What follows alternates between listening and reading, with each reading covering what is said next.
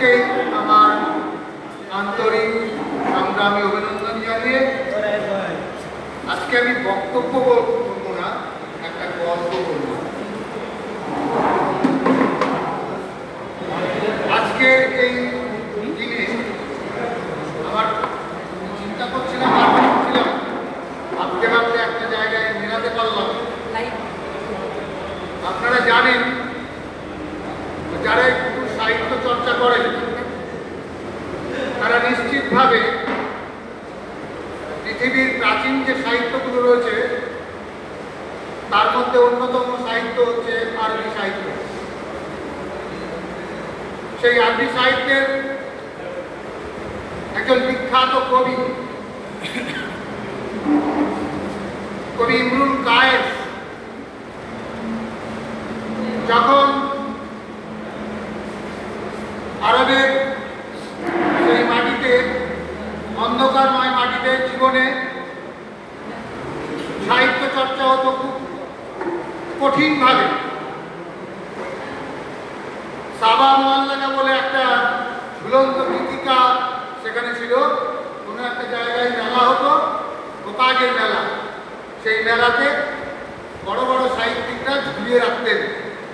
তা আমি সেই ইমরুল কায়েসের একদম দু লাইন একটা কবিতা পড়ে আপনাদেরকে বুঝিয়ে বলবো আমার আগমনের কথা। কেফা নামকি মিন জিগরি হাবিবি ওয়া মানজালি বেসিকনিল লেওয়া বাইনাত দুকুলি ফাহাওমানি। এই দুটো কবিতা লাইন, এই দুটো লাইনের মধ্যে মানে হচ্ছে, হে আমার বন্ধুরা, তোমরা একটু দাঁড়াও, আমি আমার পুরনো এক বান্ধবীকে স্মরণ করে অশ্রু বিসর্জন দিয়ে নিই। যে বান্ধবী বাস করতেন দুকুল এবং হাওমাল পর্বতের মাঝখানে। পশ্চিমবঙ্গের পার্শ্ব শিক্ষক সমাজ ঠিক সেই রকম করেই একটা দুকুল এবং হাওমাল পর্বতের মাঝখানে অবস্থান করছে। আমি স্বামীমাত্রার যাযাবর জীবনযাপন করছি, পার্শ্ব শিক্ষকরা প্রত্যেকেই যাযাবর জীবন করছে। স্বাভাবিক কারণেই একটা সময় তাদের একের সঙ্গে অন্যের প্রেম বিনিময় হয়। আমি কিন্তু আমার পার্শ্ব শিক্ষক শিক্ষিকাদের সঙ্গে আন্তরিকভাবে প্রেম বিনিময় করে ফেলেছি। তাই আপনারা যেখানেই রাখবেন স্বর্গ থেকে নরক, নরক থেকে স্বর্গ, যেখানেই রাখবেন সেখানেই আমার আগমন থাকবে।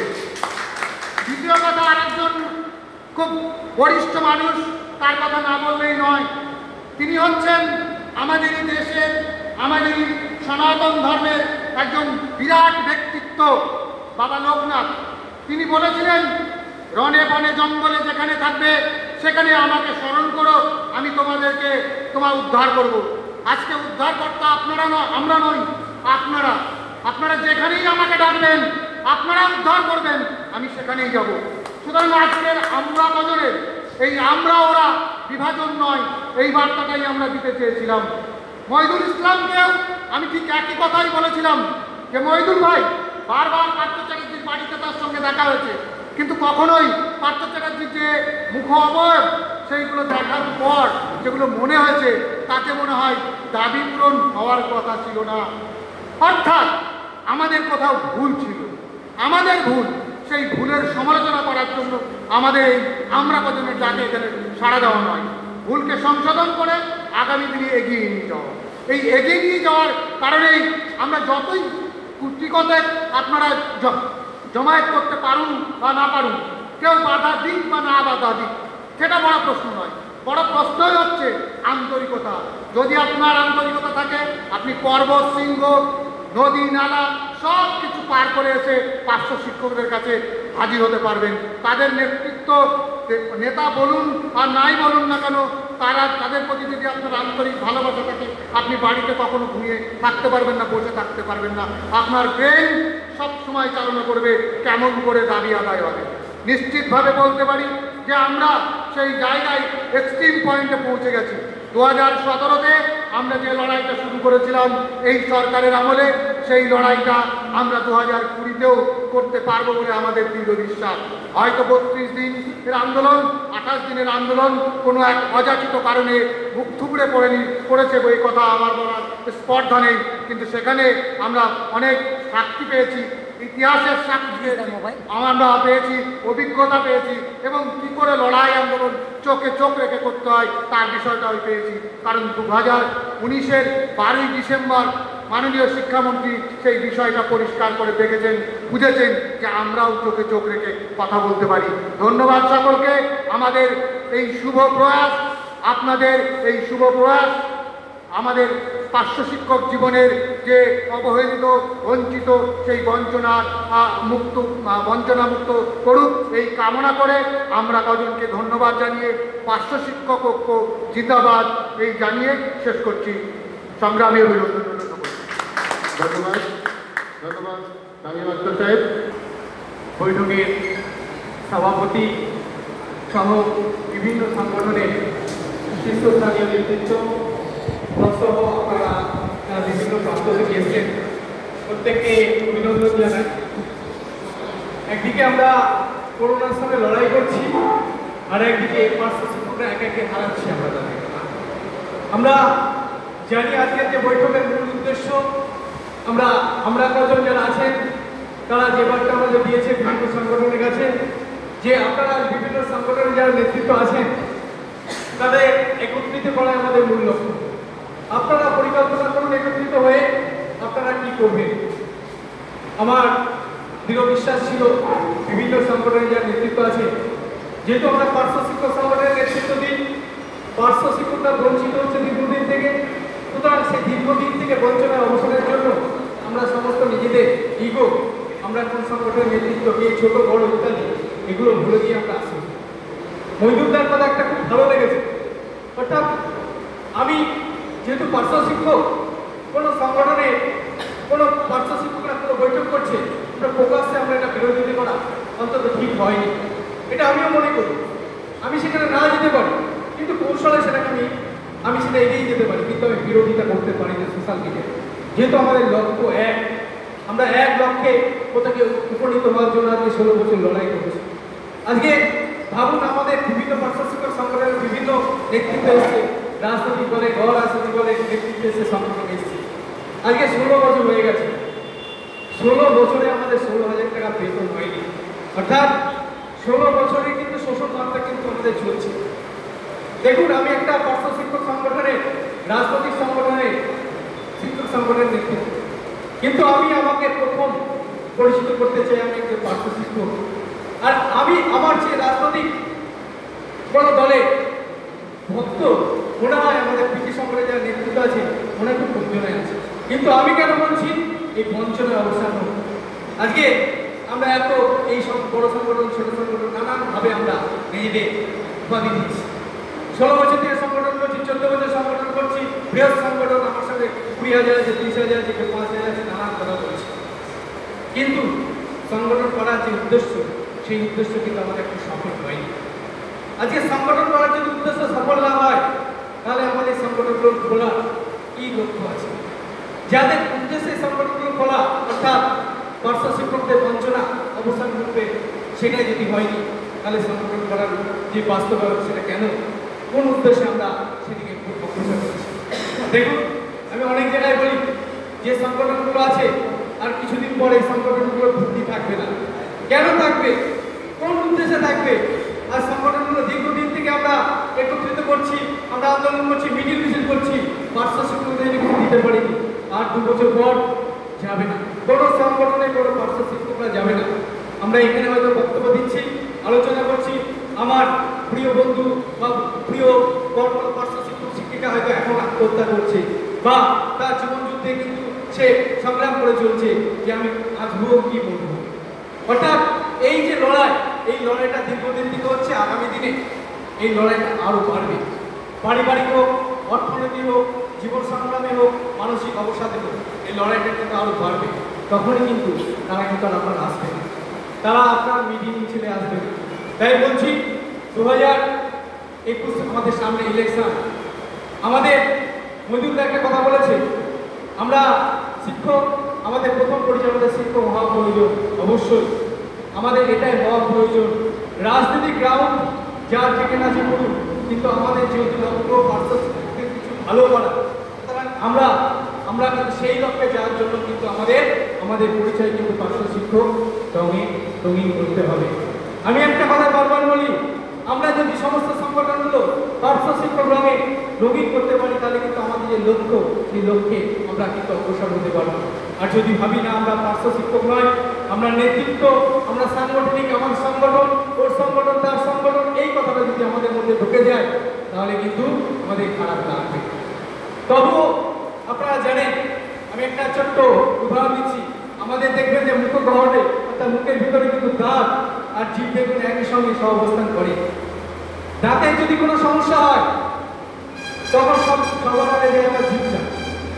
কিন্তু সেই দাঁত দেখবেন জীবকে সর্বপ্রথম আঘাত করে বা কষ্ট দেয়, কিন্তু দুইজনাই কিন্তু সহাবস্থান করে, কেউ কাউকে কিন্তু ছেড়ে কিন্তু থাকতে পারে না। অর্থাৎ আমাদের যারা সমালোচনা করছেন, আজকে বৈঠকের উদ্দেশ্য যারা অন্য পথে ধাবিত করছেন, তাদেরকে আমরা নেগেটিভ না ভেবে তাদেরকে পজিটিভ ভাববো। আসুন, আজকে যদি একটা শরীরের ভিতরের অঙ্গ পাশাপাশি তারা একজনকে সবচেয়ে যে আঘাত করছে তার পাশে গিয়ে দাঁড়াচ্ছে তার বিপদের সময়, আমরা পার্শ্ব শিক্ষক হয়ে আমরা একই পরিবারের সবাই লোক হয়ে কেন আমরা পাশাপাশি থাকবো না? এটা আমাদের প্রশ্ন চিহ্ন রাখতে হবে। আর যারা আছেন, আমি তাদেরকে বলবো, আপনারা যারা আছেন, যারা বিভিন্ন সংগঠনের নেতৃত্ব আছেন, সর্বোপরি আপনারা যারা সামনে আছেন, যারা বিভিন্ন সংগঠনের সঙ্গে যুক্ত আছেন, আমরা পার্শ্ব শিক্ষক আছেন, তারা জাগ্রত করুন। যারা নেতৃত্ব আছে তাদেরকে জাগ্রত করুন। আজকে যদি আপনারা জাগ্রত না করতে পারেন, তারা কিন্তু আপনাদের যে ভবিষ্যৎ, সেই ভবিষ্যৎ নিয়ে কিন্তু আপনাদের প্রশ্ন চিহ্ন দেখা দেবে। আজকে ভাবুন, যেটা আমি একটু আগে বলছিলাম যে আমরা এতদিনের সংগঠন, মজুরদা বলছে মুখ্যমন্ত্রীর সঙ্গে মিট। আজকে আমাদের কিন্তু দাবিপত্র কিন্তু একটা হতে হবে, মুখ্যমন্ত্রীর সঙ্গে মিট। কেউ বলছে বেতন কাঠামো, কেউ বলছে না আমাদের একটা কোনোরকম কিছু একটা দিয়ে দিই, তারপরে একটা সাইক্লোনের দিকে যাবে। কিন্তু আমি বলতে চাই বন্ধু, দেখুন আমরা যে আমাদের পার্শ্ববর্তী রাজ্যগুলো আছে, আমি রাজনীতির কথা বলছি না, পার্শ্ববর্তী যে রাজ্যগুলো আছে সেই রাজ্যগুলো দেখুন ক্ষমতায় আসার আগে তারা কিন্তু কথা দেয়নি। আমাদের মতো যারা লাঞ্ছিত, অপমানিত, শোষিত, বঞ্চিত শিক্ষক আছে, তাদের বলেনি যে আমি ক্ষমতায় এসে আপনাদের স্থায়ী করবো বা বেতন কাঠামো দেবো বা আপনাদের স্বীকৃতির জন্য কিছু করবো। কিন্তু পার্শ্ববর্তী রাজ্যগুলো কিন্তু করেছে। আমাদের রাজ্যে কি বর্তমান যিনি মুখ্যমন্ত্রী আছেন এবং শিক্ষামন্ত্রী আছেন, তিনি ক্ষমতায় আসার আগে কিন্তু কলকাতার রাজপথে কথা দিয়েছিলেন যে ক্ষমতায় আসতে 3 বছরের মধ্যে স্থায়ীকরণ, ধাপে ধাপে স্থায়ীকরণ করা হবে। আমি সমস্ত সংগঠনে যারা আছেন বা বিভিন্ন সোশ্যাল মিডিয়ায় যারা দেখছেন, হয়তো তাদেরকে আমি বারবার আহ্বান করি, আজকেও আহ্বান করছি, আমাদের দাবি কিন্তু হওয়া উচিত শিক্ষামন্ত্রী, বর্তমান যে মুখ্যমন্ত্রী, বিরোধী দলনেত্রী থাকার সময় যে কথা দিয়েছেন, কলকাতার বুকে যে রাজপথে যে কথা দিয়েছিলেন, অর্থাৎ স্থায়ীকরণ করবেন। এবার আমাদের দাবিটা হওয়া উচিত সেই স্থায়ীকরণ, অর্থাৎ সেই স্থায়ীকরণ করতে মুখ্যমন্ত্রী কি করবেন না করবেন তাকে কিন্তু কার উপর ছেড়ে দেবো, কোন কৌশলে করবেন। কেন্দ্র সরকার তো বলেনি যে পার্শ্ব শিক্ষকদের স্থায়ীকরণ করা যাবে না। সংসদে দাঁড়িয়ে আমাদের কেন্দ্রীয় শিক্ষামন্ত্রী কিন্তু পরিষ্কার বলেছেন, সংশ্লিষ্ট রাজ্যে যারা পার্শ্ব শিক্ষক আছেন বা এই ধরনের শিক্ষক আছেন, সংশ্লিষ্ট রাজ্যের নিয়ম অনুসারে সেই শিক্ষকদের স্থায়ীকরণ করতে পারে। কেন্দ্র সরকার তার যে রাশি, সেই রাশিটা কিন্তু যথাযথ সময় দিয়ে দেবে। অনেক রাজ্য কিন্তু স্থায়ীকরণ হয়ে গেছে বা মর্যাদা দিয়েছে, আমাদের রাজ্যে কেন হয়নি? এটা আমাদের কিন্তু আমাদের যারা নেতৃত্ব আছে তাদের কাছে কিন্তু প্রশ্ন চিহ্ন। আমরা নেতৃত্ব কোথাও কি ব্যর্থ হচ্ছি? প্রশ্ন চিহ্ন দেখা দিচ্ছে, প্রশ্ন চিহ্ন দেখা দেয় স্বাভাবিক। যে রাজ্যগুলোতে শিক্ষকরা বঞ্চিত, তাদের নেতৃত্ব দিয়েছে বাসে, তাদের ভালো কিছু হয়েছে, কিন্তু আমাদের রাজ্যে এটা কিন্তু আমাদের প্রশ্ন চিহ্ন দেখা দেবে। কলকাতায় অনশন মঞ্চে আপনারা প্রত্যেকে জানেন, এখানে অনেকে উপস্থিত ছিলেন, আপনারা দেখেছেন 32 দিনের আন্দোলন। সেই আন্দোলন করতে গিয়ে অনেকের পকেট থেকে অর্থ গেছে, শ্রম গেছে, শরীর নষ্ট হয়েছে, অনশনকারী অনেকে অসুস্থ হয়ে পড়েছে, তাদের এখন চিকিৎসা কিন্তু আমরা পাশে দাঁড়াতে পারি। কিন্তু 32 দিনের পরেও কিন্তু আমাদের আন্দোলনের যে ফল পাওয়া উচিত ছিল, আমরা কিন্তু এখনো বলতে পারিনি। হয়তো ফল অল্প সময় আসে না, দীর্ঘমেয়াদী সময় অনেক সময় আসে, কিন্তু আমাদের দীর্ঘমেয়াদী সময় দেওয়ার মতো আর মনে হয় আমাদের মানসিকতা, পরিবেশ বা মনের যে অবস্থা বা আর্থিক পরিস্থিতি সেটা নেই। সেই হিসাবে স্বামীদা সুন্দরভাবে উপস্থাপন করেছেন বা আরও নেতৃত্ব যারা যে সুন্দরভাবে উপস্থাপন করেছেন, প্রত্যেকে বলবো আমরা সমস্ত নিজেদের ইগো ভুলে গিয়ে সমস্ত সংগঠন আমরা কজন যারা উদ্যোগ নিয়েছেন, আজকে যারা আসেনি তাদের নেগেটিভ না বলে তাদের পজিটিভ দৃষ্টিকোণ দিয়ে তাদেরকে আহ্বান জানিয়ে আমরা প্রত্যেকে ঐক্যবদ্ধ হই এবং ঐক্যবদ্ধ হওয়ার পর যদি প্রয়োজন যদি হয় আমাদের শিক্ষামন্ত্রীর কাছে, আমাদের মাননীয় মুখ্যমন্ত্রীর কাছে, প্রয়োজন যদি হয় এই রাজ্যে যারা বিরোধী দলনেতা আছে সে যে দলই হোক, প্রয়োজন যদি হয় আমাদের সেন্ট্রালে যে মন্ত্রী আছেন অর্থাৎ দিল্লিতে যারা আছেন তাদের কাছে যাওয়া প্রয়োজন হয়, যদি প্রয়োজন হয় যে অন্য কোনো সামাজিক সংস্থার কাছে যেতে হবে, সামাজিক যারা কর্মী আছে, শিক্ষাবিদ আছে তাদের কাছে যাওয়া প্রয়োজন হয়, তাহলে কিন্তু আমরা যাব। অর্থাৎ আমরা ঐক্যবদ্ধ এক সূত্রের এক রঙে রঙিন হয়ে, পার্শ্ব শিক্ষক রঙে রঙিন হয়ে আমরা যদি সেটা করতে পারি আমাদের কিন্তু পথ কিন্তু আসবে, সেই পথ কিন্তু আমাদের অবলম্বন করতে হবে। আর যদি ভাবি না আমরা এটা করবো না, তাহলে আজকে 16 বছর আরও 16 বছর হয়তো অত্যাচারিত এই বঞ্চনা এই লাঞ্ছনা হবে। হয়তো আপনারা জানি যে আজকে পার্শ্ববর্তী রাজ্যগুলো যে রাজনৈতিক দল ক্ষমতায় এসেছে তারা সর্বভারতীয় দল, তারা কিন্তু সেই শিক্ষকদের মর্যাদা দিয়েছে। আমাদের রাজ্যে যদি সর্বভারতীয় দল কোনো ক্ষমতায় আসে তাহলে শিক্ষকদের মর্যাদা দেবে, এটা আমরা বিশ্বাস রাখতে পারি। তার দৃষ্টান্ত দেখছি। তবু যেহেতু এখনো ক্ষুদ্র যে সময়টা রয়েছে অর্থাৎ বিধানসভার আগে এখনো 6 থেকে 7 মাস আছে, আমাদের মাননীয় মুখ্যমন্ত্রী যে কথাটা দিয়েছিল সেই কথাটা আমরা কানে পৌঁছানোর জন্য আমরা প্রত্যেক সংগঠন মিলিতভাবে যদি সেখানে যাই তাদের কোনো আপত্তি থাকতে পারে না। আমাদের সংগঠন সবসময় পিঠি সাথে প্রকৃত হিতার্থে যে আন্দোলন, সেই আন্দোলনের পাশে ছিল। সে কলকাতায় বলুন, সে কৃষ্ণনগর বলুন, সে যে প্রান্তে হয়েছে আমরা কিন্তু গিয়েছি। দেখুন আমাদের এই সমস্যা নিয়ে, যেহেতু আমি একটা রাজনৈতিক সংগঠনের আমি শিক্ষক সংগঠনের নেতৃত্ব, সেই হিসাবে বলতে চাইছি যে আমাদের সমস্যা নিয়ে আমি 2 বার রাজ্যপালের কাছে গিয়েছি, আমি 2 বার কেন্দ্রীয় শিক্ষামন্ত্রীর কাছে গেছি, আমাদের যে বিরোধী আমাদের দলের যে নেতৃত্ব আছে, রাজ্য শাখার যারা নেতৃত্ব আছে তাদের কাছে গিয়েছি। তারা কিন্তু বিভিন্ন সময় বিভিন্ন কথা বলেছে। কি কথা বলেছে? যদি আমরা যখন আমাদের রাজ্যের যে বিরোধী দলনেতা বা বিরোধী দল যারা আছে বা আমাদের দলের নেতৃত্ব আছে আমরা গিয়েছি, বলো আপনারা শিক্ষক, আপনাদের রাজনৈতিক ভোট আমরা চাই না, আমরা চাই আপনাদের যে বঞ্চনা সেই বঞ্চনার অবসান হোক। আর এই বঞ্চনা অবসান হওয়ার জন্য আমরা বিরোধী দল হিসাবে আপনাদের যেভাবে পাশে থাকার জন্য প্রয়োজন সেইভাবে পাশে থাকবো। আমরা চাই না যে আপনারা আমাদের ব্যানার নিয়ে শুধু আন্দোলন করুন, মিটিং মিছিল করুন, আপনারা অরাজনৈতিকভাবে আন্দোলন করুন, তাতেও কিন্তু আমাদের পূর্ণ সমর্থন থাকবে। কেননা আমাদের যে দল সেই দলের আদর্শ হচ্ছে শিক্ষকদের সম্মান করা। কেন্দ্রীয় শিক্ষামন্ত্রীর কাছে গিয়েছি, সেই কথা বললে অনেক ইতিহাস। এই সরকার যেভাবে আমাদের বঞ্চনার কৌশল অবলম্বন করে সেটা একজন শিক্ষক হিসেবে ভাবতে অবাক লাগে। আমাদের রাজ্যের শিক্ষামন্ত্রী শিক্ষকদের এইভাবে বঞ্চনার কৌশল অবলম্বন করে বঞ্চিত করছে আর একটা শিক্ষকরা হারিয়ে যাচ্ছে। যাই হোক, আমি রাজনীতির বিষয়ে যেতে চাইছি না, যেহেতু আমরা কয়েকজন যে একটা বৃহৎ যে পরিকল্পনা নিয়েছেন, প্রত্যেক নেতৃত্বকে এক জায়গায় করে তাদের উপর সিদ্ধান্তের উপর ছেড়ে দিয়েছেন। আমি আশা করবো যে প্রাথমিক উদ্যোগ, এই উদ্যোগকে সাধুবাদ জানাবো এবং আগামী দিনে আরও এই উদ্যোগটা আরও বৃহদাকারে ওনারা করবেন।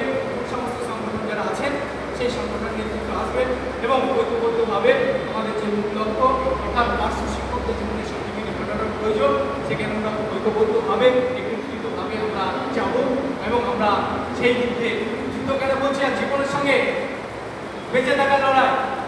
বাঁচবো কি করবো, পরিবারকে রক্ষা করবো কি করবো না, আমার ঘরে শিশুরা শিক্ষা দিতে পারবো কি পারবো না, এরকম একটা লড়াই আমাদের মধ্যে এসছে এবং সেই লড়াই আমাদের জয়ী হতেই হবে।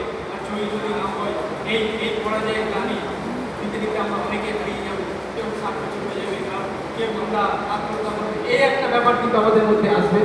তাই সবাইকে আর একবার যারা উদ্যোক্তা আছেন তাদেরকে অভিনন্দন জানাচ্ছি, যারা নেতৃত্ব যারা এসেছেন প্রত্যেককে আমার অন্তঃস্থল থেকে অভিনন্দন জানাচ্ছি।